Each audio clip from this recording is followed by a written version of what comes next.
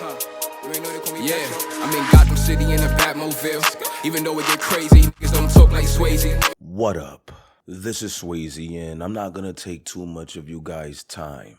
I'm gonna make this a quick video because I just need to give you guys the update on what's going on with Kevin Perez. But before we get into that, let me introduce you people to my new and reoccurring best friends. Now, first up the bat is Caden, and he says, these new characters, not it. Free Kevin Perez. Susan Pack, you still not getting that silver play button. I appreciate the hate, Caden. I appreciate it, as long as it's coming through in a donation. Next up is Shiloh, and he says, we need that silver play button ASAP. Susan! You see? That's why I don't pay much attention to the negativity, because there's love right around the corner. Thank you, Shiloh. I appreciate you. Next up is Jay, and he says, save New York City for us. I moved to Florida from Brooklyn. Thanks, Jay. I appreciate you, my guy. How is it out there in Florida? I got some family members that moved out there, too. They said it's beautiful. But next up is my girl, Peanut. What's good, girl? Where you been? Where you been, baby? I miss you. Feel like I ain't heard from you in ages. But she says, hi, babe. Did you get your silver play button yet? No. No, Peanut. They didn't give it to me yet. But we Susan bopping. She was a CEO turned to a viewer. So hopefully, now that she's gone, we can possibly work on getting the play button. And YouTube K stands for YouTube Kitchen. Hence, the Bacon, Egg, and Cheese Fund. That's my story, and I'm sticking to it. But thanks, Peanut. I appreciate you, baby girl. And last but not least, is Sam, and he says, free KayFlock. And free Big Deal. Thanks, my guy. I appreciate you. And I appreciate all of you people who donate to the Bacon, Egg, and Cheese Fund. And if you, too, want to become one of Swayze's new best friends, just hit the Cash App. I'm from Brooklyn for real. You can literally buy my friendship. But like I told y'all, I'm going to make this a quick video because I just want to give you guys the updates from the lawyer's mouth himself. All right? Because a lot of people saying this, saying that, a bunch of misinformation, and that's why you got to come over here to Swayze to get the real. Now, basically, for the people that has the attention span of a goldfish and is not going to listen to this whole video, let me break it down to you real quick. The lawyer is basically saying this. Kevin Perez possibly had a chance on getting that murder charge knocked off to possibly manslaughter. They give him a couple of years. He already did time for the firearm, and he'll be Gucci. But after this whole RICO and racketeering charges started coming, now we're not sure where they're really going to go with it. But I'm going to just shut up because I'm sure he can explain it way better than I can. So I'm going to let you guys listen to what the lawyer got to say, and I'm off this. I'll see you guys in the next video. Explain the charges for us. Well, it's a death-eligible case. It doesn't mean that it's actually going to become a death penalty case. He's charged with murder in aid of racketeering. He's charged with RICO conspiracy, various gun charges. I mean, it's obviously the most serious case you can have in the federal or even state system in America.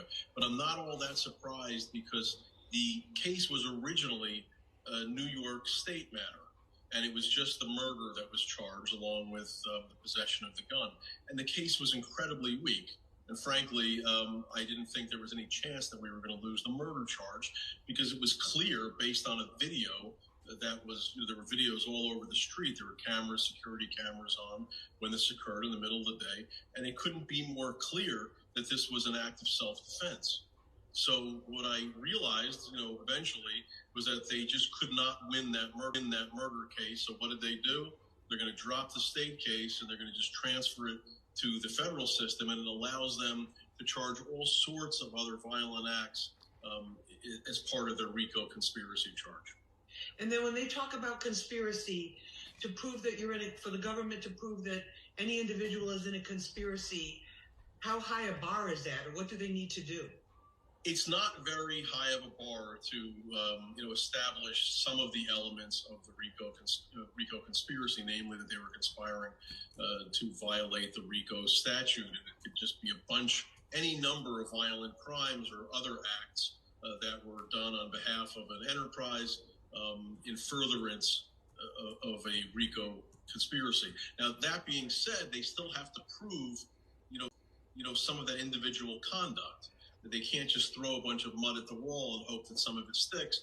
What I believe is when the jury sees how incredibly weak their main charge is, I think it'll give them pause with regard to the rest of the charges. Now, that being said, I haven't seen any evidence except the evidence pertaining to the murder. So just to be clear, in terms of the original state murder case, that case no longer exists, or how do you explain that? I've been told that they're going to drop it because they're just going to take it into the federal case and only have one prosecution. It's not unusual. That happens a lot. But as I said, there was a reason why we never took any plea offer in the state case. It was because I felt that the murder was weak. I was sure they were going to lose, and I was sure they were going to be embarrassed by what I thought was a preposterous prosecution.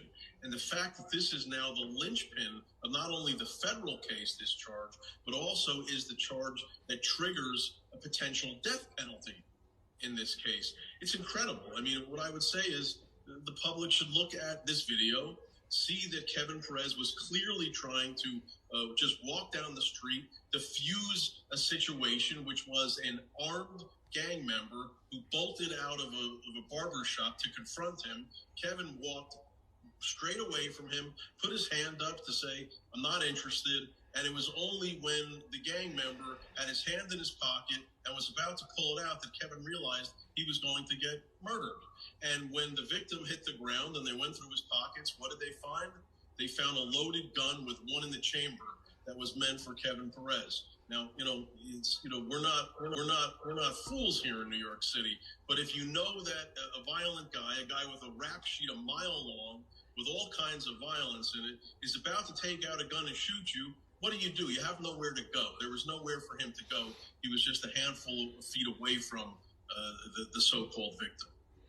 How concerned are you also about with the aspect of the music? We've seen high-profile cases like Casanova, Tekashi 6ix9ine, with these large indictments, with large numbers of people indicted in the same particular case. The lyrics in their music being used as evidence to portray a picture of criminality. How concerned are you about that, especially because of just the rawness, the street rawness of the drill music and of a lot of his lyrics?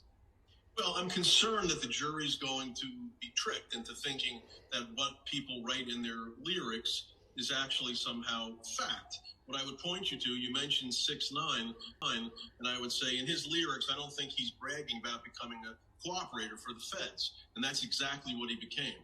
So clearly what they write in their lyrics and the real world are not necessarily the same thing.